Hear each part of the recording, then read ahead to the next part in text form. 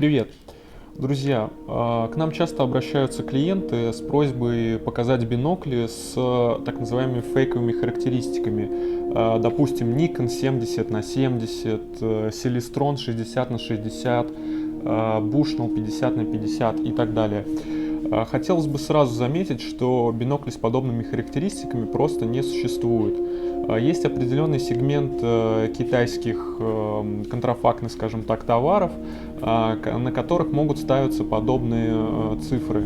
Однако к реальным характеристикам эти цифры не имеют никакого отношения. Если бы в действительности существовал бинокль с диаметром объектива 70 мм и увеличением 70 крат, то, посмотрев такой бинокль, вы бы увидели очень маленькую точку и очень темную. То есть комфортно наблюдать в него было бы совершенно нереально. Оптимальное увеличение, максимальное, у бинокля с 50, допустим, миллиметровой линзой это 30 крат. В принципе, бинокли могут быть и с большим увеличением, но тогда они должны иметь и большую линзу. Это уже категория астрономических биноклей с диаметром объектива 60, 70, 80 и так далее. Такие бинокли будут весить несколько килограммов, и в качестве, естественно, бинокля, который вы будете брать с собой на охоту и по несколько часов носить на шее, их рассматривать абсолютно не стоит. Если все же вы хотите взять относительно легкий прибор с большим увеличением, то советую обратить внимание на зрительные трубы. У них достаточно большое фокусное расстояние.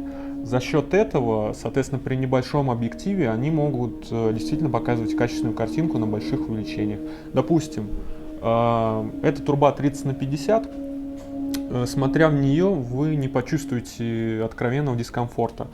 Для того, чтобы было более наглядно понятно, о чем мы говорим, давайте сравним качество получаемого изображения в трубу с большим фокусным расстоянием с характеристиками 30/50 и классическим биноклем с такими же характеристиками 30/50.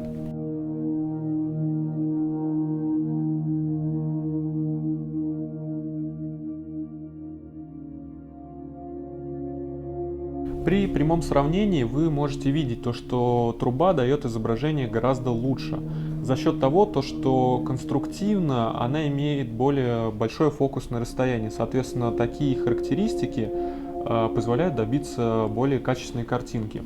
Также хотелось бы отметить то, что бинокли, которые имеют большие характеристики 50/50, 70/70, на самом деле имеют классическое увеличение 7, 10, 12 крат. Поэтому для большинства целей я бы вам рекомендовал бинокль с более классическими характеристиками, допустим 10/50 или 12/50.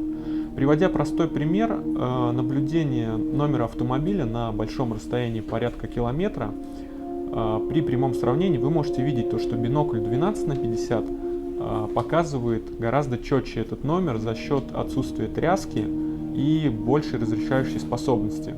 Если вы все же стали жертвой заблуждения и хотите приобрести бинокль с такими фейковыми характеристиками, то предварительно я бы советовал проверить эту модель на сайте производителя.